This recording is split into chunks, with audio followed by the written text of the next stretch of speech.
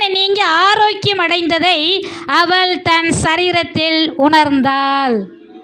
அல்லேலூயா, அல்லேலூயா.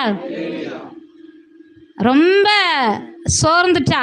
நானே எவ்வளவோ பணம் செலவழித்து பார்த்துட்டேன், சார் கொஞ்சம் கூட எனக்கு சுகம் கிடைக்கவில்லையே என்று சோர்ந்து போய் இருக்கும் பொழுதுதான் கரெக்டாக ஒருத்தங்க வந்து இயேசுவை குறித்து சொல்கிறாங்க. ஏம்மா, நீ இயேசுக்கிட்ட போனால் உனக்கு சுகம் கிடைச்சிரும், உன் உதிர போக்கு நின்றும், உன் உடம்பு ஆரோக்கியம் அடைந்து விடும் என்று சொல்லி ஒருத்தங்க இயேசுவை குறித்து சொன்ன உடனே இந்த அம்மா அதை கேள்விப்படுகிறாள். உடனே இயேசு மேலே நம்பிக்கை வைக்கிறாள். அல்லேலூயா. இயேசுவை குறித்து கேள்விப்பட்டு உடனே அவர் சொல்றது என்ன? நான் அவருடைய வஸ்திரத்தை ஆயிலும் தொட்டால் சொஸ்தமாவேன் என்று சொல்லி அவ வாயால் என்ன பண்றா, சொல்றா. நான் அவருடைய வஸ்திர தொங்கலை தொட்டாலே எனக்கு சுகம் கிடைத்து விடும் என்று சொல்லி இயேசு மேல நம்பிக்கை வைத்தாள். அல்லேலூயா. இயேசு மேல நம்பிக்கை வச்சு இயேசுவை பார்க்க போறா. ஆனால் இயேசு எங்கே போனாலும் ஒரு கூட்டம் என்ன செய்யும், எப்போதும் அவர் கூட இருந்துக்கிட்டே இருக்கும். அப்போ இயேசுவை சுற்றிலும் ஒரு கூட்டம், பெரும் திரள் கூட்டம் நின்று கொண்டே இருக்கிறது. ஆனால் இந்த அம்மா என்ன பண்ணுறா, அவருடைய வஸ்திரத்தொங்கலை நான் எப்படியாவது தொட்டுருவேன், அவருடைய வஸ்திரத்தொங்கலை தொட்டால் எனக்கு சுகம் கிடைச்சிரும் என்று சொல்லி அந்த என்ன பண்ணுறா, விசுவாசத்தோட நம்பிக்கையோட அந்த கூட்டத்துக்குள்ளே நுழைஞ்சு போய் அவருடைய வஸ்திர தொங்கலை தொடுகிறாள். உடனே அந்த 12 வருஷமாக இருந்த அந்த பெரும்பாடு நின்று போயிற்று, அந்த உதிர போக்கு நின்று போயிற்று, அந்த இரத்த போக்கு நின்று போயிற்று. உடனே சுகம் அடைந்ததை அந்த நிமிஷத்திலே அதை தன்னுடைய சரீரத்திலே உணர்கிறாள். அல்லேலூயா, அல்லேலூயா.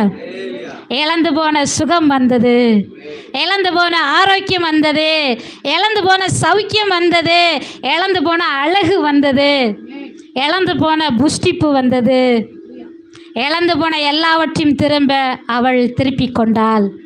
அல்லேலூயா, அல்லேலூயா. அவளுடைய வாழ்க்கை ஆசீர்வாதமாக மாறியது. ஆமென். காரணம் என்ன? அவள் இயேசுவை நம்பி வந்தாள். இயேசு கிட்ட போனா நிச்சயமாக எனக்கு சுகம் உண்டாகும் என்று சொல்லி நம்பிக்கையோட 100% நம்பிக்கையோட இயேசுவை தேடி வந்தால், அவருடைய வஸ்திர தொங்கலை தொட்டால் உடனே சுகம் உண்டானது. ஆமென், அல்லேலூயா. இதே போல தாங்க நாமும் நம்முடைய வாழ்க்கையில் எத்தனையோ மனிதர்களை நம்பி நம்பி நீ ஏமாந்து போயிருக்கலாம். இவங்க எனக்கு உதவி செய்வாங்க, இவங்க என்னை கொஞ்சம் தூக்கி விட்டுருவாங்க, என் வாழ்வாதாரத்தை கொஞ்சம் உயர்த்திடுவாங்கன்னு சொல்லி யார் யாரெல்லாமோ நீங்கள் நம்பியிருப்பீங்க. தயவுசெய்து நம்பாதீங்க, கர்த்தரையே நம்புங்க, கர்த்தரை சார்ந்து நில்லுங்க. கர்த்தரே நீங்கள் நம்பும் பொழுது கர்த்தர் உங்களுக்கு உதவி செய்யும்படி மனிதர்களை அவரை எழுப்பி தருவார். ஆமென், அல்லேலூயா, அல்லேலூயா. எத்தனையோ டாக்டர்ஸ் கைவிட்டு விட்டார்கள், எத்தனையோ மருந்து சாப்பிட்டும் குணமடையவில்லை. ஆனால் இயேசுவை தேடி நம்பிக்கையோடு வந்ததுனால சுகம் உண்டானது. அவளுடைய வேதனை நீங்கியது. 12 வருஷமாய் கஷ்டப்பட்ட அந்த வேதனை அது ஆனந்தமாய் மாறியது. அவளுடைய துக்கமெல்லாம் சந்தோஷமாய் மாறியது.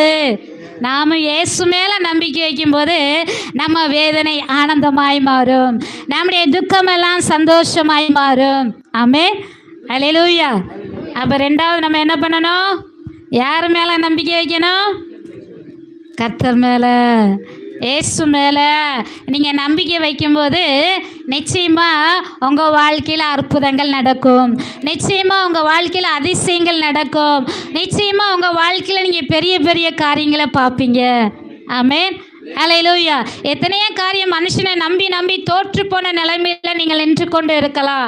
ஆனால் இந்த நிமிஷத்தில் இப்பொழுது இருந்து நீங்கள் கர்த்தரை நம்பி பாருங்க, உங்கள் தோற்று போன வாழ்க்கையெல்லாம் ஜெயமாய் மாறுவதை நீங்கள் பார்ப்பீர்கள். இப்பொழுது சங்கீதம் 146 திருப்பிக் கொள்வோம்.